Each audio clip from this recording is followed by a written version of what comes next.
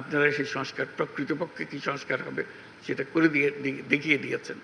কাজে আমরা এই জুলাই সনদ স্বাক্ষর অনুষ্ঠানে সারা জাতি এটা বড় রকমের উৎসবের মধ্যে আমরা শরিক হব, সবাই স্বাক্ষর করব এবং যেই কলমে স্বাক্ষর করলাম সেই কলমগুলো যাতে করে রক্ষিত হবে, যে এই কলম দিয়ে অমুকে সই করেছিল, এই কলম দিয়ে অমুকে সই করেছিল, কলম দিয়ে আপনাদের ছবি সহ সেগুলো যাতে করে রক্ষিত থাকবে যে কারা কারা এই সনদে স্বাক্ষর করেছিলেন।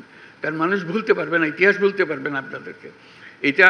এটা এমন একটা ঘটনা যেটা আমরা যেহেতু ঘটনার ভেতরে আছি হয়তো অনুভব করছি না, কিন্তু বাইরে গিয়ে যদি দাঁড়াতে পারতাম তখন মনে হতো যে বিশাল একটা কর্মকাণ্ড।